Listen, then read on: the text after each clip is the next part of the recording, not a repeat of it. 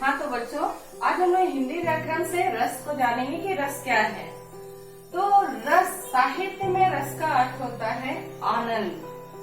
तो इस प्रकार से हम इसकी परिभाषा इस तरह से ले सकते हैं कि किसी भी काव्य यानी कविता, कहानी, नाटक आदि को पढ़ने, सुनने या देखने के बाद हमें जो आनंद प्राप्त होता है, इसी आनंद को रस कहते हैं। तो रस के 4 अंग हैं। पहला है अस्थाई भाव, दूसरा है विभाव। विभाव के भी 2 अंग हैं, आलंबन विभाव और उद्दीपन विभाव। तीसरा है अनुभाव और चौथा है संचारी भाव। तो यहाँ अंग कहने का अर्थ है तत्व, जिससे मिलकर रस बनते हैं, रस की उत्पत्ति होती है। इन चारों के बगैर रस का संचार होना या रस की निष्पत्ति होना असंभव है। किसी भी प्रकार के रस के संचार में इन चारों तत्वों का होना आवश्यक है, बिना इसके संभव नहीं है रस का संचार होना। तो आइए ये चारों क्या है, इसके बारे में हम बारी बारी से पढ़ते हैं कि स्थायी भाव क्या है, विभाव क्या है, अनुभाव और संचारी भाव क्या है। हाँ तो बच्चों, रस के अंग में सबसे पहला अंग है स्थायी भाव। ये रस के प्रकार नहीं है, रस के प्रकार हम आगे जाकर पढ़ेंगे। ये रस के अंग है, रस के तत्व भी कह सकते हो, रस के अवयव भी कह सकते हो, जिसके मेल से रस का संचार होता है। तो यह स्थायी भाव जो है मनुष्य में जन्म के समय से ही मौजूद होते हैं, विद्यमान होते हैं, और इनकी संख्या 11 है। पहला है प्रेम या रति। यह जो रति या प्रेम जो है वो पति पत्नी, नायक नायिका के बीच जो प्रेम होता है उसका भाव है। दूसरा उत्साह, यह खुशी का भाव है। तीसरा हास, जिसको हंसी के भाव। कभी हम ऐसे कुछ किसी चीजों को देखते हैं, जैसे कोई जोकर है या कोई व्यक्ति अपने वेशभूषा से या अपने चरित्र से या अपने वाणी से जब किसी को हंसाता है, तो उस समय हमारे अंदर हास नामक भाव जो है वह जागृत होते हैं। तो तीसरा भाव आपका हास हो गया। चौथा शोक, यह दुख का भाव है। जब हमारे यहाँ किसी चीज की हानि हो जाती है या कोई घटना, दुर्घटना, किसी की मृत्यु हो जाती है, तो उस समय हमारे अंदर यह जो शोक है वह भाव इसके लिए मौजूद है। भय, जब हम डरते हैं उसके लिए भय का भाव है। जुगुप्सा, किसी चीज को देखकर जब हमारे अंदर घृणा के भाव उत्पन्न होते हैं, तो उसके लिए यह जुगुप्सा भाव है। क्रोध, गुस्सा आना, क्रोध का भाव है। विस्मय, जब किसी ऐसी चीजों को देखते हैं जिसे देखते बहुत आश्चर्य होता है, जो चीजें हमारे जीवन में बहुत कॉमन नहीं होती है, तो उसको देखकर आश्चर्य के भाव। निर्वेद, जहाँ सांसारिक मोह माया से जब मुक्त हो जाते हैं, तो वैसे भाव को निर्वेद का भाव कहा जाता है।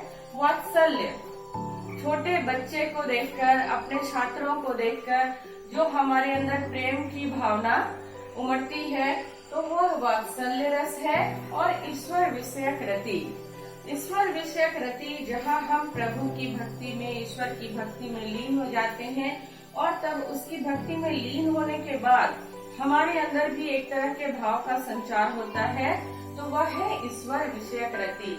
यहाँ पर ईश्वर विषयक रति और वात्सल्य, यह जो है प्रेम भाव से ही संबंधित है।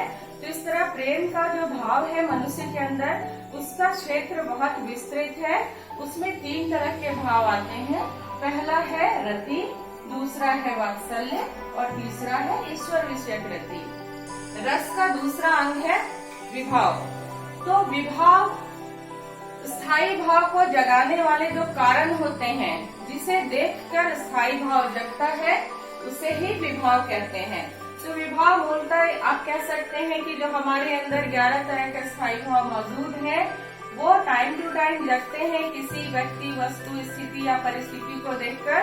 तो जो भी कारण बनता है हमारे अंदर स्थायी भाव के जागने का, उसे हम विभाव कहते हैं। तो विभाव 2 तरह के होते हैं। पहला है आलंबन विभाव, आलंबन विभाव। तो जिस व्यक्ति, वस्तु या घटना, स्थिति, परिस्थिति आदि को देखकर स्थायी भाव जागता है, उसे हम आलंबन विभाव कहते हैं। जैसे जब राम ने सीता स्वयंवर में शिव जी के धनुष को तोड़ा था और परशुराम को जब पता चला तो वो दौड़कर आए और उन्होंने जब देखा कि धनुष टूटा हुआ है तो उस टूटे हुए धनुष को देखकर उनके अंदर से क्रोध नामक स्थायी भाव जागृत हुआ और वो बहुत क्रोधित हुए। तो यहाँ वह टूटा हुआ धनुष जो है वह है आलम्बन। अब उद्दीपन क्या है? एक तो वो उस टूटे हुए धनुष को देखकर क्रोधित थे, उनके अंदर से क्रोध नामक स्थायी भाव जग गया था। और इसके बाद जब उनके पूछने पर कि धनुष किसने तोड़ा, लक्ष्मण का उनसे वाद विवाद कर लेना, तो लक्ष्मण द्वारा व्यंग करने की जो प्रक्रिया थी उनके गुस्से को और भी बढ़ा देती है, उनके क्रोध को और भी बढ़ा देती है। तो वह लक्ष्मण का उन पर व्यंग करना या हंसकर उनका मजाक उड़ाना, यहाँ पर वह उद्दीपन कहलाएगा। तो बच्चों, रस का तीसरा अंग जो है वो अनुभव है। अनुभव जब मनुष्य के अंदर अस्थायी भाव जागृत हो जाता है और उसके बाद वो जिस प्रकार की क्रिया प्रतिक्रिया को व्यक्त करता है उसे ही अनुभव कहते हैं। जैसे मान लीजिए हमने किसी सांप को देखा, तो सांप वहाँ आलम्बन है जिसे देखकर हमारे अंदर डर नामक भाव जागृत हो गया। अब सांप जैसे फन उठाएगा तो उसको देखकर हम लोग भागने लगेंगे। तो यहाँ पर इस तरह से हमारा सांप को देखकर भागना जो है वह अनुभव है। चौथा, संचारी भाव। संचारी भाव जो होते हैं वो स्थायी भाव के साथ छोटे मोटे भाव हैं जो उठते हैं बुलबुले की तरह और फिर बुलबुले की तरह शांत हो जाते हैं। इनकी संख्या 33 है। जैसे मान लीजिए किसी स्त्री का पति मर गया है तो उसके अंदर शोक नामक भाव जागृत हो गया, वह दुखी हो गई, रोने लग गई। तो इसके साथ ही रोते रोते भी उसके मन में कई भाव उठ रहे हैं साथ साथ कि अब हमारा क्या होगा, हमारे जीवन का निर्वाह कैसे होगा, हमारे बच्चों को कौन देखेगा। ये जो छोटे छोटे भाव हैं जहाँ उसकी चिंता दिख रही है, इसे ही हम संचारी भाव कहते हैं। इसकी संख्या 33 है जिसमें चिंता, द्वेष, ईर्ष्या, आलस्य आदि है। हाँ, तो बच्चों जैसा हमने पढ़ा कि हमारे अंदर 11 प्रकार के स्थायी भाव मौजूद होते हैं जन्म काल से ही, ठीक है। तो यहाँ पर अगर हमारे अंदर 11 प्रकार के स्थायी भाव हैं तो बहुत क्लियर है कि 11 तरह के रस की भी निष्पत्ति होगी उस स्थायी भाव के जागने के बाद।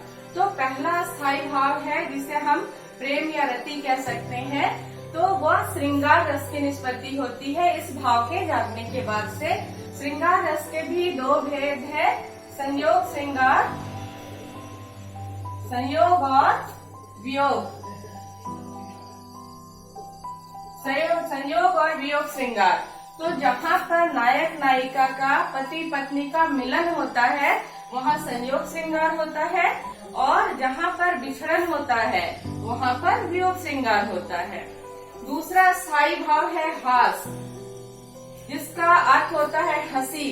तो हास नामक स्थायी भाव जब जगता है तो हास्य रस की निष्पत्ति होती है। तीसरा है शोक, शोक जिसका अर्थ होता है दुख। तो जहाँ शोक नामक स्थायी भाव है वहाँ करुण रस जागृत होगा। जहाँ क्रोध नामक स्थायी भाव जागृत होगा, गुस्सा आएगा, तो वहाँ पर रौद्र रस की निष्पत्ति होती है। रौद्र रस का संचार हमारे पूरे शरीर में होने लगता है।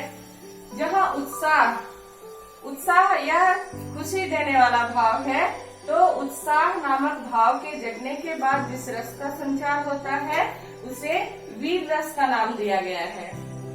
आगे भय, जब हमारे अंदर भय नामक भाव जागृत होते हैं तो उसको भयानक रस कहा गया है। जुगुप्सा, जुगुप्सा का अर्थ होता है घृणा। तो जब हमारे अंदर घृणा का किसी भी चीज को देखकर घृणा नामक भाव जागृत होता है तो उसे विभत्स रस कहा गया। यह घृणा वाले भाव का रस है। विस्मय, जहाँ कोई चीजें अनकॉमन होती हैं और अचानक से किसी ऐसी चीजों को हम देख लेते हैं जो सामान्य तौर पे नहीं देख सकते, वहाँ पर अद्भुत रस उसे कहा गया है। निर्वेद, जहाँ सांसारिक बंधनों से मुक्त होकर हम आजाद हो जाते हैं, तो वहाँ शांत रस की निष्पत्ति होती है। और वात्सल्य, जहाँ बच्चे को देखकर प्रेम जागृत होता है, वहाँ वात्सल्य रस का संचार होता है।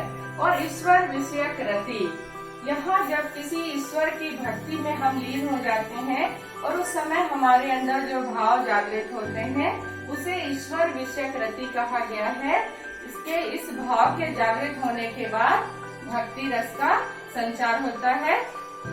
तो बच्चों, अगली वीडियो में मैं इसकी व्याख्या करते हुए जितने प्रकार के रस है उसको परिभाषित करूंगी और आपको इससे संबंधित जितने भी प्रश्न होंगे उस पर भी चर्चा करूंगी।